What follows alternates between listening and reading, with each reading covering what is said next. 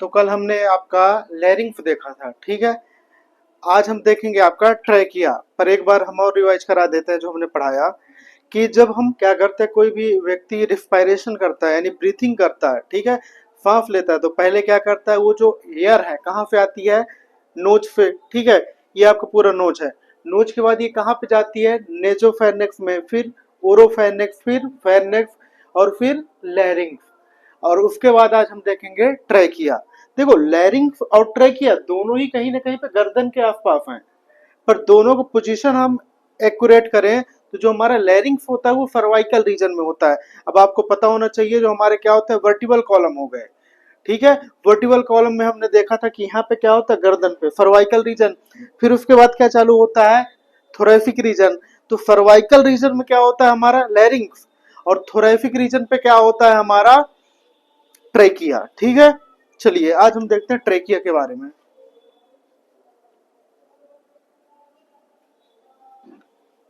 क्या, ट्रेकिया। चलिए, अब कल हमने आपको बताया कि कल हमारे पास क्या था, कि हमारे पास आपको पता है कि यहाँ तक आया क्या, लैरिंग्स तक क्या आ गया, एयर, ठीक है, यानी ऑक्सीजन अंदर आ गया और CO2 बाहर जाएगा, ठीक है। चलो, CO2 को हम नहीं ले रहे हैं अभी, केवल O2 को ले रहे हैं कि ऑक्सीजन कहाँ तक आ गया, लैरिंग्स तक। ये हमारा क्या है, लैरिंग्स, ठीक है। लैरिंग्स के बाद हमारा क्या ओपन होता था, ट्रैकिया। देखो, ट्रैकिया जो है, तो ट्रैकिया एक स्ट्रेट ट्यूब है, ओपन स्ट्रेट ट्यूब है। यहाँ से यहाँ तक हम ये ले लें कि जो हमारे लैरिंग्स था कौन से रीजन में था, सर्वाइकल रीजन, यानी गर्दन वाले पोर्शन पे। फिर गर्दन के नीचे जो पोर्शन ये वाला आता है इसको हम बोलते हैं थोरेसिक रीजन। क्या, थोरेसिक रीजन, ठीक है। तो इस रीजन पे क्या होता है हमारा, बताइए, यहाँ पे होगा हमारा ट्रैकिया। समझ में आया। तो हम ये आपका देख रहे हैं कौन सा रीजन, ये वाला पोर्शन, यहाँ पे हमारा क्या प्रेजेंट है, ये वाले ट्रैकिया, ठीक है। चलिए, ट्रैकिया की बात की जाए तो ट्रैकिया एक ऐसा ट्यूब होता है, देखिए गौर से,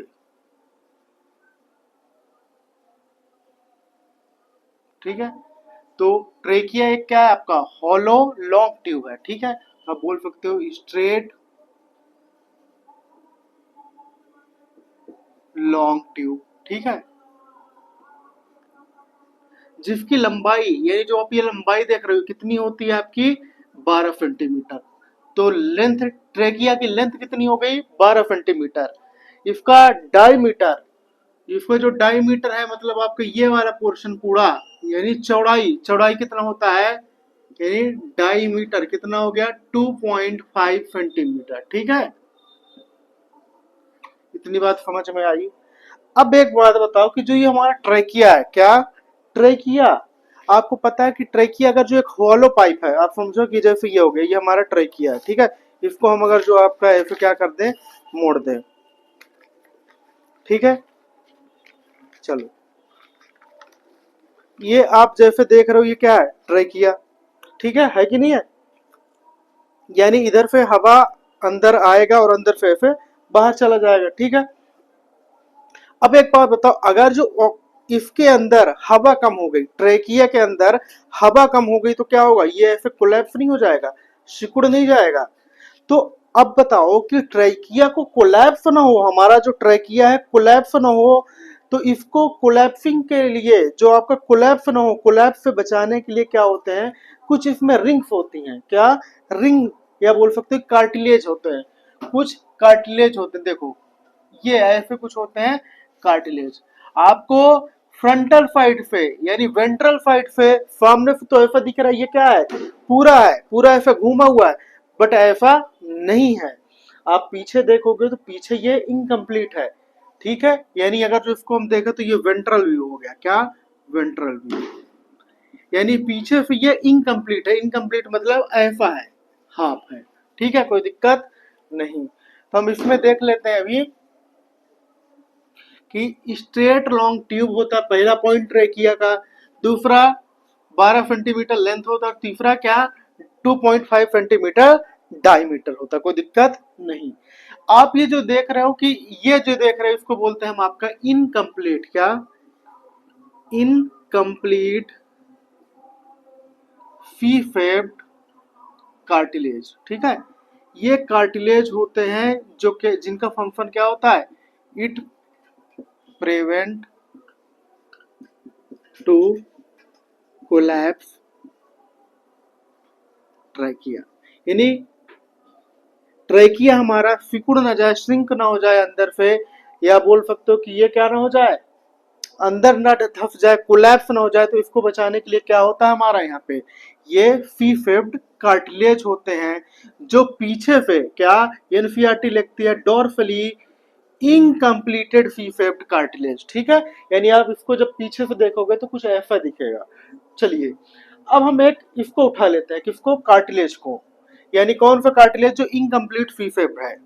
चलो इसको हमने उठा लिया, ये वाला पोर्शन, ठीक है। तो ये वाला जो पोर्शन है, हमने बहुत से ऐसे कार्टिलेज होते हैं, ये कार्टिलेज कहाँ तक रहते हैं, आपके ट्रेकिए से चालू होते हैं और पूरे कुछ ब्रोंकस तक रहते हैं, पूरे नहीं कुछ ब्रोंकस तक या ब्रोंकाई तक रहते हैं, ठीक है। चलिए इतनी बात समझ में आई आपको।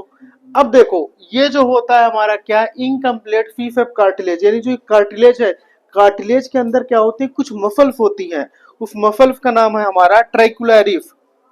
ये देखो यहाँ पे कुछ मसल होगा, कहाँ गया भाई रेड कलर, देखो ऐसे इसमें क्या होंगे, कुछ मसल्स होंगे अंदर, ठीक है। उस मसल को हम बोलेंगे ट्राइकुलरिस, क्या, TRACULARIS,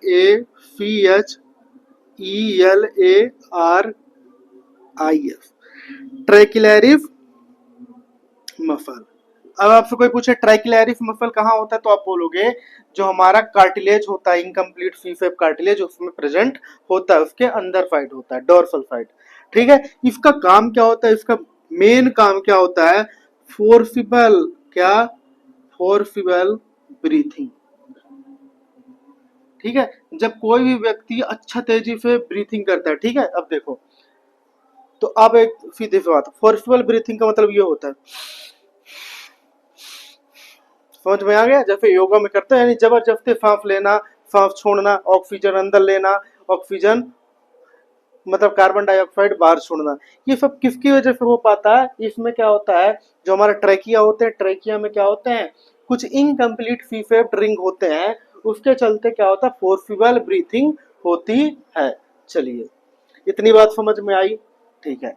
अब देखो ये आपका कहाँ तक होता है, इसकी लोकेशन की बात की जाए, ये यार यहाँ पे एक मिनट,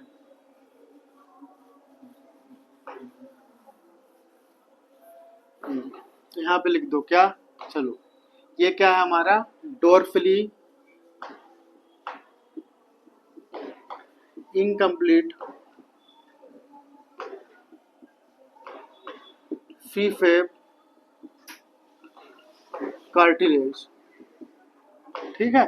चलो इतनी बात समझ में आई, पहली चीज है। अब बात आती है कि कहाँ तक प्रेजेंट होता है ये कार्टिलेज। देखो ये जो हमारा ट्रैकिया होता है ना, ट्रैकिया आगे चल के किस में बदल जाता है, ब्रोंकास में, क्या, ब्रोंकास, इसे आप बोलोगे ब्रोंकास, ठीक है, ब्रोंकास, ब्रोंकास बोलो या ब्रोंकाई बोलो। तो ये पूरे आपके कहीं ना कहीं ये जो आपका रिंग था, ये ब्रोंकाई में भी होता है या ब्रोंकस में भी होता है, कोई दिक्कत नहीं। तो ये समझ में आया कहाँ पे हो जाता है, तो आप बोलोगे कि ये डोर्सली इनकम्प्लीट फी फेब कहाँ पे है, फ्रॉम ट्रैकिया, क्या, फ्रॉम ट्रैकिया, या बोल सकते हो होल ट्रैकिया टू ब्रोंकस, ठीक है। यानी कुछ ब्रोंकस तक होते हैं, ब्रोंकस बोलो या ब्रोंकाई बोलो, पहली चीज है। इतनी बात समझ में आई। दूसरी, ये जो आपने देखा, इसको हमने बोला, इसके जो पीछे क्या होता है, मसल होते हैं, जिसको हम बोल रहे ट्रैकी, क्या, ट्रैकिलरिस मसल, ठीक है। आपसे कोई लोकेशन पूछे तो आपको लोकेशन बताना है, कौन सा, थोरेसिक रीजन, ठीक है। लोकेशन, लोकेशन ट्रैकिया की लोकेशन यानी कहाँ पे होगा, तो आप बोलोगे, बताओ, उसे बोलोगे आप कहाँ पे है अपना, थोरेसिक वर्टिब्रा, क्या, थोरेसिक वर्टिब्रा। अब आपको पता होना चाहिए थोरेसिक वर्टिब्रा टोटल टीएच है thoracic vertebra.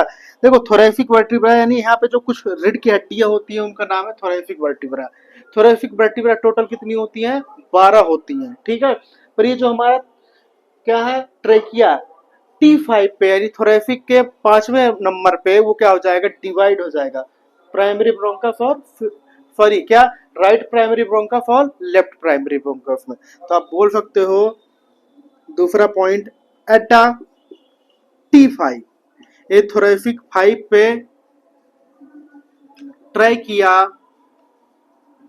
Divide into right, RT मतलब राइट है ना, एंड एलएफटी यानी लेफ्ट प्राइमरी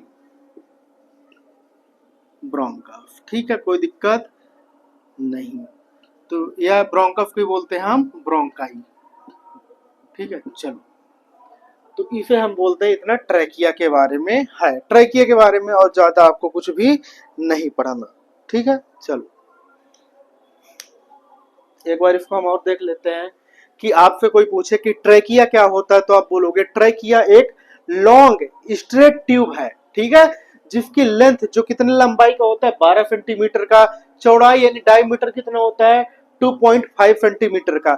अब जब कोई भी चीज है जैसे आपका ये ट्रैकिया क्या है, हॉलो है, अंदर खाली है, तो जब ऑक्सीजन या बोल सकते हो एयर अंदर क्या होगा, कम होगा, तो ये सिकुड़ सकता था या ऑक्सीजन इसके कम हो सकते थे, तो वो सिकुड़े ना ऑक्सीजन की वजह से या एयर की वजह से, तो इसके सिकुड़ने को या बोल सकते हो कि कोलैप्स ना हो। तो कोलैप्स को कौन रोकता है? कुछ इसमें कार्टिलेज होते हैं जो इनकम्प्लीट होते हैं, सी शेप कार्टिलेज होंगे जो सामने से तो देखने में क्या होंगे कि वो फुली तरीके से पूरे ऐसे राउंडेड है, बट आप पीछे से देखोगे तो वो कुछ ऐसे दिखेंगे, यानी इनकम्प्लीट है, पूरा वो कार्टिलेज नहीं है पूरी तरह से। ठीक है, अब ये कार्टिलेज के अंदर क्या होती है, कुछ मसल होती हैं, उस मसल का नाम है ट्रैकिलैरिस मसल।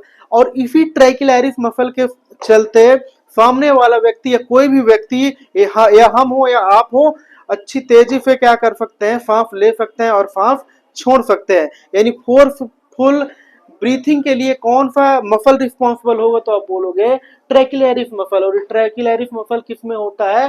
आपका सी शेप्ड कार्टिलेज में, जो कि इनकम्प्लीट है। और ये सी शेप्ड कार्टिलेज कहाँ पे होता है? ट्रेकिया में प्रेजेंट होता है। ठीक है, मतलब जैसे यानी जोर से सांस अंदर लेना बाहर छोड़ना, ये सब किसकी वजह होता है? ट्रैकिलैरिस मसल के चलते। ठीक है, चलो छापो।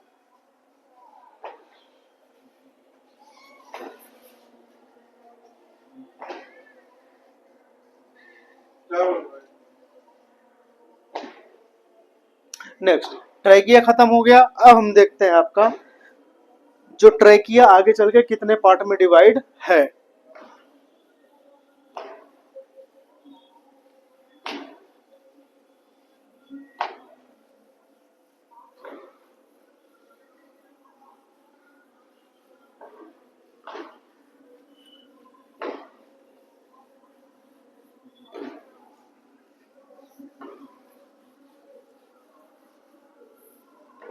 चलो ट्रैकिया के बाद हमें देखना ब्रोंकियल ट्री और रिस्पायरेटरी ट्री। नेक्स्ट जो टॉपिक होता है आपका ब्रोंकियल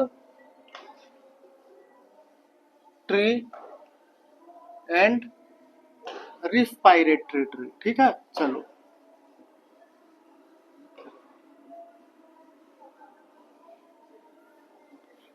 अब देखो ये जो आपका फेफड़ा है,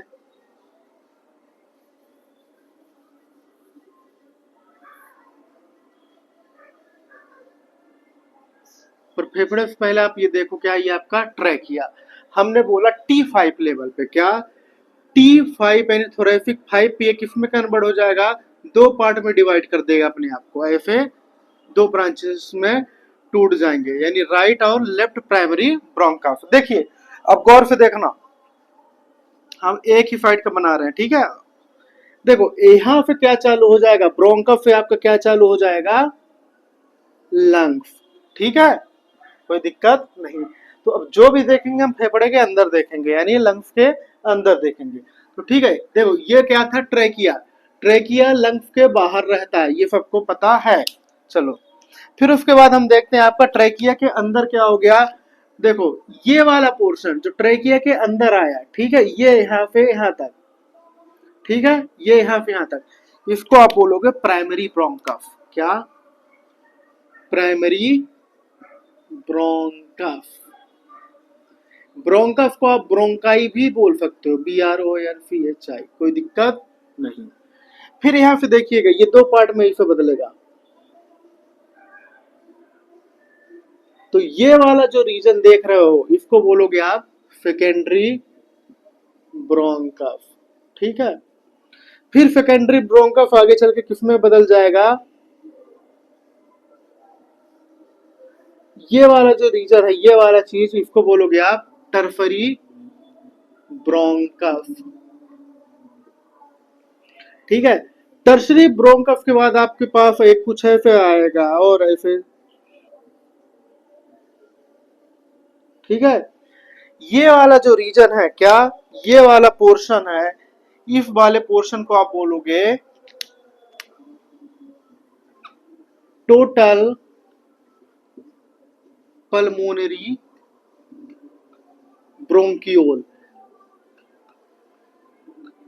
गौर से देखना भाई, अभी तक तुम लोग क्या बोलते थे? ब्रोंकस, इधर तक ब्रोंकस था, अब यहाँ पे क्या आ गया?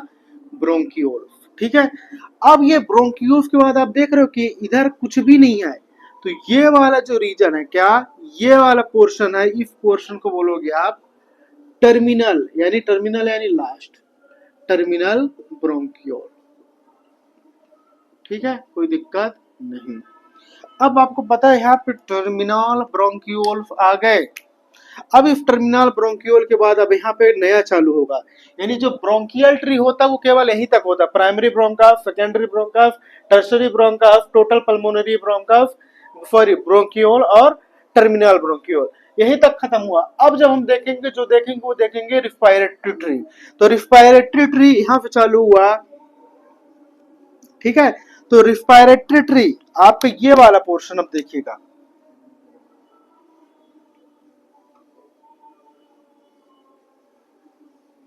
ये वाला पोर्शन ये है आपका रिस्पायरेटरी ब्रोंकियोल। क्या? रिस्पायरेटरी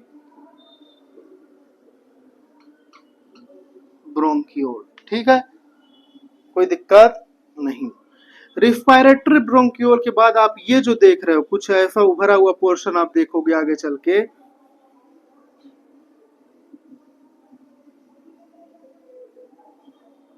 ठीक है। इस वाले पोर्शन को बोलोगे आप एल्वियोलर डक्ट, ठीक है, alveolar duct, ALVEOLAR duct. Alveolar duct के बाद आपके पास कुछ ऐसी चीजें आएंगी, देखिएगा ये वाला पोर्शन। क्या? ये वाला पोर्शन अब देखने को आपको मिलेगा, इसे बोलोगे आप एट्रिया। क्या? एट्रिया, ठीक है।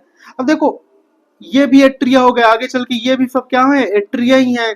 तो बहुत से एट्रिया क्या रखे रहेंगे आपके, ऐसे कुछ गुब्बारे जैसे स्ट्रक्चर। इस गुब्बारे जैसे स्ट्रक्चर को बोलेंगे हम आपका एल्वियोलर सैक। क्या? Alveolar sac. इस एल्वियोलर सैक में बहुत छोटी छोटी ऐसी ऐसी चीजें होंगी, ऐसे ऐसे कुछ चीजें होंगी, ठीक है। तो इसे हम बोलते हैं एल्वियोलाई। क्या? एल्वियोलाई, कोई दिक्कत नहीं। तो आपने देखा कि ब्रोंकस से लेकर एल्वियोलाई तक एक्चुअल फाइट, जो गैस का एक्सचेंज होता है वो कहाँ पे होता है, यानी जो ऑक्सीजन और कार्बन डाइऑक्साइड अदला बदली होती है, यानी ऑक्सीजन शरीर के अंदर जाती है और कार्बन डाइऑक्साइड बाहर जाती है, यानी गैस का एक्चुअल एक्सचेंज जहाँ पे होता है वो इस एल्वियोलाई में होता है। तो आप बोलोगे एल्वियोलाई पे क्या होता है? Actual fight of gaseous exchange, ठीक है, यानी गैस का एक्सचेंज जो होता है एक्चुअल इस साइड पे होता है। एल्वियोलाई, दोनों फेफड़ों में कितने एल्वियोलाई होते हैं? तो तकरीबन ये होते हैं 300 मिलियन। क्या? 300 मिलियन। समझ में आया कि नहीं आया? इतने एल्वियोलाई हमारे पास होते हैं। अब अगर जो आपको इतनी बात पता चल गई है तो नेक्स्ट हम देखते हैं कि रिस्पायरेटरी ट्री और ब्रोंकियल ट्री के में क्या क्या चीजें आ जाएंगी। देखिए, हालांकि हमने बता दिए, तो आपसे कोई पूछे कि ब्रोंकियल ट्री क्या, bronchial tree, if bronchial tree में क्या, इफ ब्रोंकियल ट्री में कहां पे चालू होगा आपका प्राइमरी ब्रोंकस, प्राइमरी ब्रोंकस से लेकर या ब्रोंकाई बोलो तो ये कहां तक जाएगा आपका टर्मिनल ब्रोंकियोल, क्या, टर्मिनल ब्रोंकियोल। ठीक है, तो इसे बोलोगे आप ब्रोंकियल ट्री, यानी primary bronchus, secondary bronchus, tertiary bronchus, total pulmonary bronchiole, terminal bronchiole, यहां तक ये क्या कहलाएगा ब्रोंकियल ट्री। ठीक है, अब उसके बाद हमने दूसरा देखना है रिस्पायरेटरी ट्री। रिस्पायरेटरी ट्री, देखो रिस्पायरेटरी ट्री कहां से चालू होगा, रिस्पायरेटरी ब्रोंकियोल से, क्या, ब्रोंकियोल। इफ रिस्पायरेटरी ब्रोंकियोल से चालू होकर ये कहां पे खत्म हो जाएगा, लास्ट में एल्वियोलाई। ठीक है, तो अब आपसे कोई पूछे कि रिस्पायरेटरी ट्री कहां से चालू होकर कहां पे खत्म होगा, क्या क्या आता है, तो आप बोलोगे respiratory bronchiole, alveolar duct, atria, alveolar sac, alveoli, कोई दिक्कत नहीं। फिर दो जोन आएगा, एक कंडक्शन जोन आएगा। अब यहाँ पे हम नेक्स्ट हेडिंग डाल रहे हैं इसी के अंदर। ठीक है, जोन, तो दो जोन होते हैं, एक कंडक्शन जोन और दूसरा आ जाएगा आपका एक्सचेंज जोन, कोई दिक्कत नहीं। तो देखिएगा, जो कंडक्शन जोन हो गया और कहा गया आपका एक एक्सचेंज जोन। देखिए, कंडक्शन जोन वो पाथवे होता है जो कहां से माउथ से चालू है, या बोल सकते कि माउथ के ऊपर क्या, नोस्ट्रिल, एक्सटर्नल नोस्ट्रिल, यहां से लेकर कहां तक ले जाए आपका पूरा टर्मिनल ब्रोंकियोल, या बोल सकते हो एल्वियोलाई तक जो एक्सचेंज करे। ठीक है, तो आप लिख सकते हो कंडक्शन जोन, तो आप लिखोगे कि फ्रॉम, देखिएगा कहां से चालू होता है यार, नॉर्मली सीधे लिखो भाई। कंडक्शन जोन कहां से चालू होगा, नोस्ट्रिल, कौन सा nostril, external nostril, external nostril से कहां तक रहेगा आपका टर्मिनल ब्रोंकियोल तक, क्या, टर्मिनल ब्रोंकियोल तक।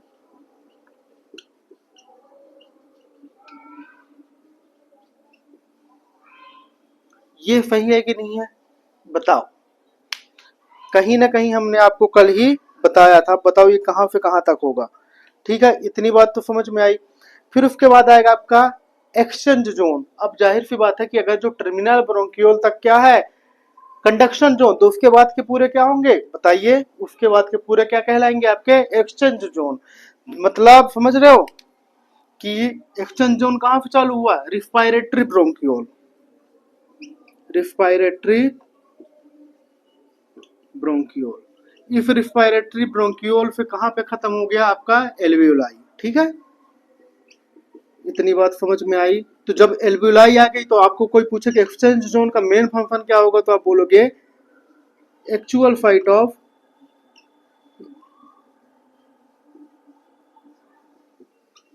गैस एक्सचेंज, यानी गैस एक्सचेंज में कौन मेन काम करता है, तो आप बोलोगे रिस्पायरेटरी जोन, सॉरी एक्सचेंज। ठीक है, एक्सचेंज जोन। ठीक है, इसी को बोलते हैं रिस्पायरेटरी जोन, कोई प्रॉब्लम नहीं। चलिए, आपका कंडक्शन जोन हो गया। कंडक्शन जोन में क्या होगा बताइए, कंडक्शन जोन का फंक्शन क्या है। पहला तो आपको पता है कि ये बाहर से हवा ला रही है। ठीक है, तो आप इनडायरेक्टली बोल सकते हो कि एयर बाहर से लाके कहां तक छोड़ दिया उसने, यूलाई तक। ठीक है, तो पहला लिखो फंक्शन, यहाँ पे हो जाएगा फंक्शन। चलो देखते हैं, पहला फंक्शन क्या है, it bring atmospheric air into the lungs. ठीक है, यानी लंग्स तक कौन एयर लाता है, आपका कंडक्शन जोन, यानी ये ऊपर वाला पोर्शन, इसके यहाँ से चालू हो गया, तो इससे भी ऊपर कहाँ, एक्सटर्नल नोस्ट्रिल से लेकर ये पूरा क्या कहलाएगा आपका कंडक्शन जोन। अब आपको पता है कि एक्सटर्नल नोस्ट्रिल के बाद क्या होता था आपका नाजल चैम्बर। नाजल चैम्बर का पहला वाला पोर्शन को हमने बोला था नाजल वेस्टिब्यूल, जहां पे क्या प्रेजेंट थे बताइए, हेयर और सेबेसियस ग्लैंड। दोनों का काम क्या था कि अगर जो एयर में कोई भी डस्ट या फॉरेन पार्टिकल है उसको रिमूव कर दें, यही काम होता था कि नहीं होता था। अगर जो ये है रिमूव कर दिए तो अंदर तक तो कोई भी फॉरेन मटेरियल नहीं जाएगा, ठीक है, जो हमारे बॉडी का नुकसान हो। इसीलिए तो इसका फंक्शन, कंडक्शन जोन का फंक्शन ये कहलाएगा क्या, it remove dust particle, dust particle या बोल सकते हो फॉरेन पार्टिकल, पार्टिकल, ठीक है, फ्रॉम एटमॉस्फेरिक एयर, ठीक है। चलो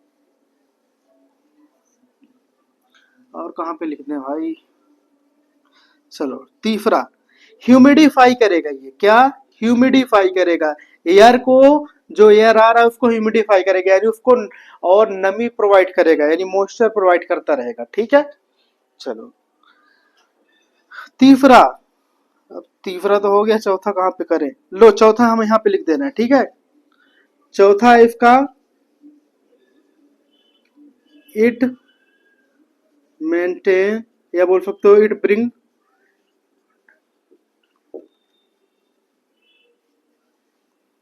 यही, रुको रुको,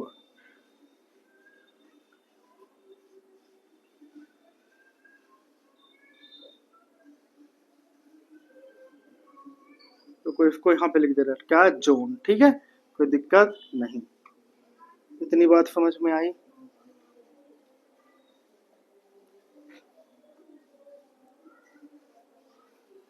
चलो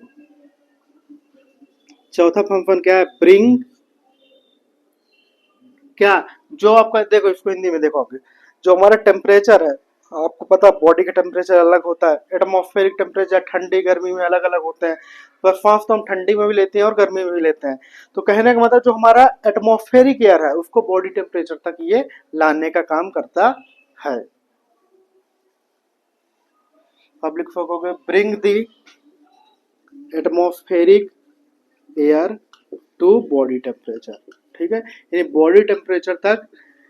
समझ में आया कि जो हमारा एटमॉस्फेरिक एयर है उसमें टेम्परेचर कुछ अलग है, तो जब इस पाथवे से गुजरेगा तो उसका टेम्परेचर क्या हो जाएगा, बॉडी टेम्परेचर के बराबर हो जाएगा, ठीक है। तो ये हमारा इसका फंक्शन हुआ। तो आपसे कोई पूछे कि ब्रोंकियल ट्री क्या होता है और रिस्पायरेटरी ट्री क्या होते हैं, तो आप सीधे से बताओगे हमारा ट्रैकिया थोरेसिक 5 पे क्या होगा, वो डिवाइड हो जाएगा राइट और लेफ्ट प्राइमरी ब्रोंकस में, ठीक है। वो प्राइमरी ब्रोंकस या ब्रोंकाई सेकेंडरी ब्रोंकस में कन्वर्ट होगा, सेकेंडरी ब्रोंकस के बाद टर्सरी ब्रोंकस में, और टर्सरी ब्रोंकस किसमें कन्वर्ट हो जाएगा, टोटल पल्मोनरी ब्रोंकियोल में। ये टोटल पल्मोनरी ब्रोंकियोल किसमें कन्वर्ट हो जाएंगे, टर्मिनल ब्रोंकियोल में। फिर टर्मिनल ब्रोंकियोल के बाद आ जाएगा रिस्पायरेटरी ब्रोंकियोल। ये रिस्पायरेटरी ब्रोंकियोल आगे जाएगा एल्वोलर डक्ट में, फिर एल्वोलर डक्ट जाएगा किसमें, एट्रिया में, और एट्रिया आगे चल के किसमें ओपन होगा, एक सैक लाइक स्ट्रक्चर में, एक बैलून जैसे स्ट्रक्चर में, जिसको हम बोलते हैं एल्वियोलर सैक। और ये एल्वोलर सैक के अंदर बहुत से क्या होते हैं, एल्वियोलाई, लगभग 300 मिलियन एल्वियोलाई होते हैं दोनों फेफड़ों में मिला के, ठीक है। तो ये आपने देखा ब्रोंकस से लेकर एल्वियोलाई तक किसके अंदर होता है, फेफड़ों के अंदर होता है, ठीक है। फिर ये जो हमारा, जैसे हमने बताया, तो प्राइमरी ब्रोंकस से यहाँ से लेकर आपका ये पूरा टर्मिनल ब्रोंकियोल तक ये क्या कहलाएगा, ब्रोंकियल ट्री, ठीक है। फिर वहां से लेकर आपका रिस्पायरेटरी ब्रोंकियोल से लेकर एल्वियोलाई तक ये क्या कहलाएगा, रिस्पायरेटरी ट्री। फिर उसके बाद क्या हो जाएगा कि देखो दो जोन होते हैं, एक होता है आपका कौन सा जोन हो गया, कंडक्शन जोन, और दूसरा होता है एक्सचेंज जोन। जो हमारा नोज है यानी एक्सटर्नल नोस्ट्रिल, वहां से लेकर आपका पूरा ये टर्मिनल ब्रोंकियोल तक क्या कहलाएगा, कंडक्शन जोन। अब बताइए कंडक्शन जोन वहां से यहां तक कहलाया, और इसके बाद जो है रिस्पायरेटरी ब्रोंकियोल से लेकर एल्वियोलाई तक ये क्या कहलाएगा, एक्सचेंज या रिस्पायरेटरी जोन, ठीक है, कोई दिक्कत नहीं। तो ये जो जोन है तो दो पार्ट में डिवाइड है, तो जो एक्सचेंज जोन या रिस्पायरेटरी जोन है उसका तो तय है कि एल्वियोलाई तो किसका काम करेगी, गैसियस एक्सचेंज का। बट हमारा जो कंडक्शन जोन है जो इधर से आ रहा है, तो पहला काम तो यही हो गया कि वो क्या करेगा, जो एटमॉस्फेरिक एयर है, यानी ऑक्सीजन अंदर आ रहा है, कार्बन डाइऑक्साइड बाहर जा रहा है। तो एटमॉस्फेरिक एयर यानी ऑक्सीजन को कहाँ से कहाँ तक लाएगा, इनडायरेक्टली बोल सकते हैं कि हमारे एक्सटर्नल नोस्ट्रिल यानी नोज से लेकर कहाँ तक आएगा बताइए, एल्वियोलाई तक। दूसरा काम क्या हो जाएगा कि जब अब आपको पता है कि जो एयर आ रहे हैं तो उस एयर में क्या होता है, डस्ट पार्टिकल, फॉरेन मटेरियल और ऐसे बहुत फालतू की चीजें होती हैं। तो आपको पता है कि हमारा जो एक्सटर्नल नोस्ट्रिल है, उसके बाद नाजल कैविटी आ गया या नाजल चैम्बर आ गया, उसमें हेयर होते हैं और डस्ट पार्टिकल होते हैं, सॉरी हेयर और बीफीएफ ग्लैंड होते हैं जो डस्ट पार्टिकल या फॉरेन मटेरियल को रिमूव कर देंगे। ठीक है, चलिए। तीसरा ये क्या करेगा, ह्यूमिडिफाई करेगा। ह्यूमिडिफाई मतलब उसको नमी प्रोवाइड करके रखेगा, वहां पे मॉइस्चर प्रोवाइड करके रखेगा। चौथा काम क्या होगा कि जो एटमॉस्फेयर, आपको पता है कि सांस व्यक्ति चाहे ठंडी हो चाहे गर्मी सब में लेता है। तो आपको पता है कि ठंडी या गर्मी में बाहर का इन्वायरमेंट यानी एटमॉस्फेरिक टेम्परेचर वो अलग अलग रहता है। तो सांस हम जब लेते हैं तो ऑक्सीजन हमारे अंदर आता है, तो वो जो टेम्परेचर है, यानी कहने का मतलब जो बाहर का टेम्परेचर था, बाहर के टेम्परेचर से यानी बोल सकते हो कि एक्सटर्नल, बोल सकते हो जो आपका एटमॉस्फेरिक एयर है उसको अंदर आके उसने क्या किया, बॉडी के टेम्परेचर से मैच करा दिया। तो बोल सकते हो bring the atmospheric temperature to the body temperature. ठीक है, ये कितने थे, 4 फंक्शन थे कंडक्शन जोन के। छापो।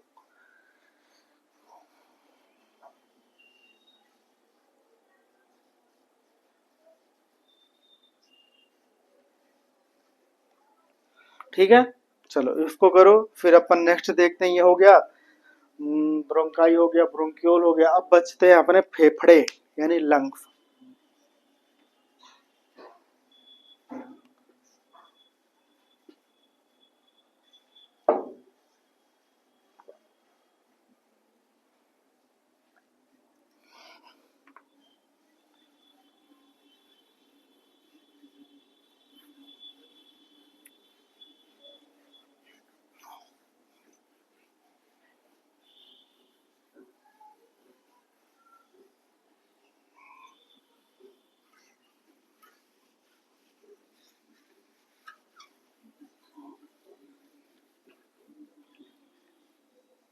ठीक है, तो अब चलो लंग्स के बारे में देखते हैं। यही अपना स्ट्रक्चर बना हुआ है। ठीक है,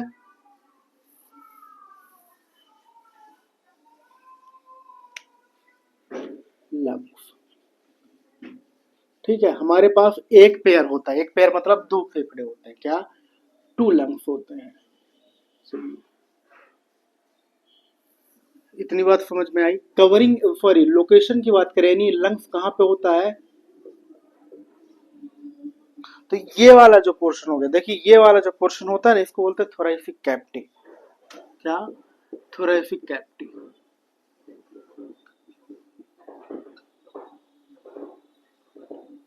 ठीक है, कोई दिक्कत नहीं, इतनी बात समझ में आई। चलिए, उसके बाद हम देखते हैं कि ये थोरैसिक कैविटी में होता है। चलो इतनी बात अच्छी बात है। ठीक है, फिर अब फेफड़ा है तो फेफड़े को कवरिंग कैसे की जाती है, यानी कवरिंग की बात करें हम, क्या, कवरिंग।